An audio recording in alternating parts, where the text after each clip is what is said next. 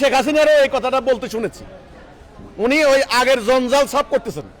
আচ্ছা, শেখ হাসিনা গেলেন, এবার ইন্টারিম যখন আসলেন কিছু লোক বলল কি, আরে ইউনূস সাহেবকে সময় দিতে হবে, এত 16 বছরের জঞ্জাল, হাসিনায় পুরো দেশটাকে ডাস্টবিন বানিয়ে গেছে, এটা সাফ করতে ওনার টাইম লাগবে ভাই। 18 মাসে নতুন, এইবার যখন বিএনপি ক্ষমতা আসলেন, অতীতের জঞ্জাল সাফ করতে হবে, খালি জঞ্জাল সাফ করে খালি নতুন রাইসা, ওনারা আবার নতুন করে একটা জঞ্জাল দিয়ে যায় কিয়ামতের ময়দানে। কোরআন হাদিসে আছে দেখেন। তখন অপরাধীরা বলবে আমি বুঝতে পারি নাই, আমি জানতাম না, আমি করি নাই।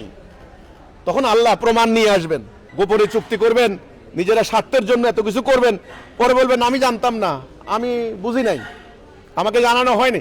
তো না জানাইলে আপনারা চুক্তি কিভাবে করলেন? অনেক ক্ষমতা তো ওনাদের, টেলিফোন করলে ডিসিএসপি পাগল হয়ে যায়, তখন দেখবেন কোনো কথা বলে না। যখন চাকরি যায় তখন ওই প্রেস ক্লাবে বিভিন্ন সুধী সমাবেশে অনেক নীতি কথা বলে, বাপরে বাপ, মনে হয় যেন ন্যায় নীতিমান লোক আর দুনিয়াতে নাই। ঠিক যারা পলিটিক্স করে যখন বিরোধী দলে থাকে, ওরে বাপরে মানবতার 1 নম্বর ফেরিওয়ালা, কি সুন্দর কথা। হ্যাঁ, যখন বিরোধী দলে থাকে টু দ্য পয়েন্টে, কারো কোনো মানে একটু পান থেকে চুন খসলেই অন্যায় নিয়ে কথা বলে, আর যখন সরকারি দলে যায় তখন এটা ভুলে যায়। এটা তো বাস্তবতা বাংলাদেশের। আপনি যারা ইন্টারিমে ছিলেন 18 মাস আপনারা সরকারের সুযোগ সুবিধা নিয়েছেন, জাতির কোনটা উপকার কোনটা ক্ষতি আপনারা জানেন না। আপনারা আজকে প্রধান একেবারে যারা একেবারে আলোচিত, বাকিগুলি আলোচিত ছিলেন না, আলোচিত শাখাওয়াত সাহেব, ওই তারপরে হলো এই যে আসিফ নজরুল সাহেব, এরপরে ওই যে আসিফ, ওই যে মাহমুদ, এনারা, এরপর আরো অন্যান্য যারা আছেন, হ্যাঁ পররাষ্ট্র মানে ছিলেন খলিল সাহেব, এখন ওনারা বলেন ক্যাবিনেট, কিচেন ক্যাবিনেট। আমরা ছিলাম না, আমি জানতাম না, আমাকে বলা হয়নি। আমি 3 বার পদত্যাগ করতে চাইছিলাম, একজনকে আমি 2 বার পদত্যাগ করতে চাইছিলাম, তো করলেন না কেন? কিসের ভয়, কার ভয়? আপনার রাষ্ট্রের সব সুযোগ সুবিধা নিলেন, সব স্যালুট পাইলেন, গাড়ি ঘোড়া নিয়ে সব চললেন, সরকারি সবই পাইলেন, তো জাতির এত বড় ক্ষতি হলো, আপনারা এটা বললেন না কেন? যেহেতু এটা বলার হিম্মত আপনাদের নাই, এখন জাতিকে কে রক্ষা করবে?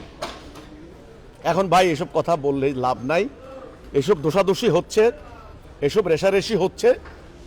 হ্যাঁ, এক সরকার আসবে এসেই বলে আমরা অতীতের জঞ্জাল সাফ করতেছি। আরে কি আশ্চর্য, আমি শেখ হাসিনারও এই কথাটা বলতে শুনেছি, উনি ওই আগের জঞ্জাল সাফ করতেছেন।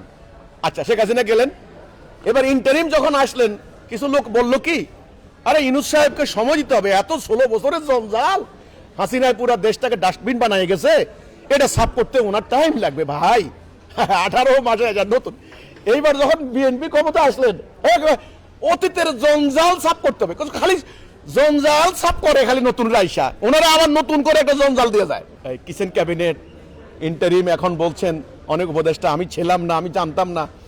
ওই হাসরের দিন আল্লাহ তাআলা যখন পাকড়াও করে আনবে কিয়ামতের ময়দানে, কোরআন হাদিসে আছে দেখেন, তখন অপরাধীরা বলবে আমি বুঝতে পারি নাই, আমি জানতাম না, আমি করি নাই। তখন আল্লাহ প্রমাণ নিয়ে আসবেন, একেবারে প্রমাণ, ওই যে কেরামান কাতিবিন, একদম প্রমাণ, ভিডিও অডিও কি করছে না করছে, আল্লাহ সামিউন বাসির সব প্রমাণ নিয়ে আসবেন। দেখো, ফেরেশতাদেরকে বলবেন এই আমলনামা ধরাই দে, তখন বলবে এই দেখো তো তোমার আমলনামা, তোমার ফাইল, তুমি পড়ো। তখন দেখে বলবো ওমা, এটা কেমন হিসাব, ছোটখাটো কিছুই তো বাদ দিল না। এটা হবে সবার, দেখেন আমি কইলাম, দুনিয়ার আদালতে এবং পরকালের আদালতে। একথা বললে হবে না, আপনি আমার দেশ বিক্রি করে দিবেন, গোপনে চুক্তি করবেন, নিজেরা স্বার্থের জন্য এত কিছু করবেন, পরে বলবেন আমি জানতাম না, আমি বুঝি নাই, আমাকে জানানো হয়নি। তো না জানাইলে আপনারা চুক্তি কিভাবে করলেন, কেমনে করলেন? আপনারা তো আমাদেরকে বলতে পারতেন যে শোনো শোনো দেশ বিক্রি হয়ে যাচ্ছে, এই দেখো পরে আমরা দায়ী করতে পারবে না, এই সেই ইত্যাদি ইত্যাদি।